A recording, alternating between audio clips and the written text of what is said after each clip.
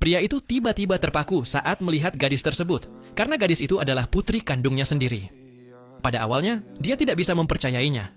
Terakhir kali dia melihat putrinya, usianya baru 3 tahun. Namun, entah bagaimana, sekarang dia justru terlihat lebih muda daripada putrinya sendiri. Ternyata, dia telah melintasi waktu ke masa depan. Untuk membuktikan siapa dirinya, dia segera membawa gadis itu ke sebuah bank mewah untuk menarik uang dalam jumlah fantastis. Namun, ketika dia mengaku memiliki brankas pribadi di sana, manajer lobi langsung mengira dia hanya penipu dan memerintahkan petugas keamanan untuk mengepung mereka.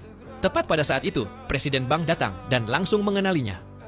Seorang pria yang seharusnya sudah menghilang selama 16 tahun, tiba-tiba berdiri di sana dalam keadaan sehat dan utuh. Tak lama kemudian, mereka menuju ruang brankas. Dan semuanya berubah ketika pintu besi itu akhirnya terbuka.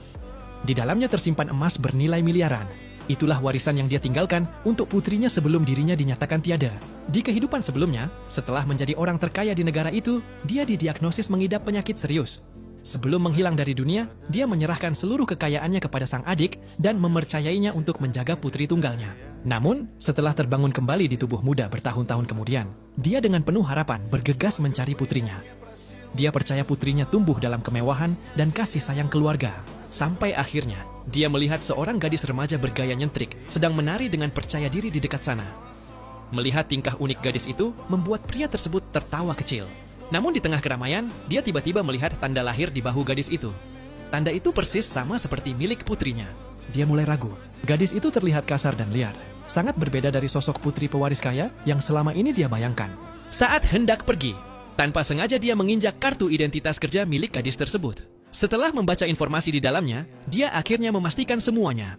Itu benar-benar putrinya. Sejak lulus sekolah menengah pertama, dia ternyata diusir oleh pamannya sendiri dan dipaksa bertahan hidup dengan bekerja di tempat bergaji rendah.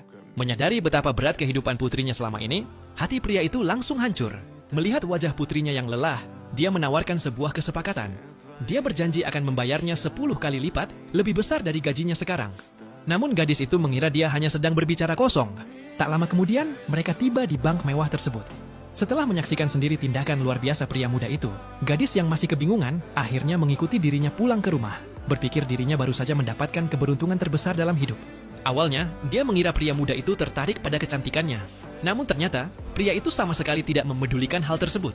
Dan saat itulah pria itu akhirnya mengetahui kenyataan pahit tentang kehidupan putrinya. Paman, aku sudah menganggap diriku seperti anak tanpa keluarga selama bertahun-tahun. Aku tidur di kamar paling buruk, bahkan sering memakan sisa makanan orang lain.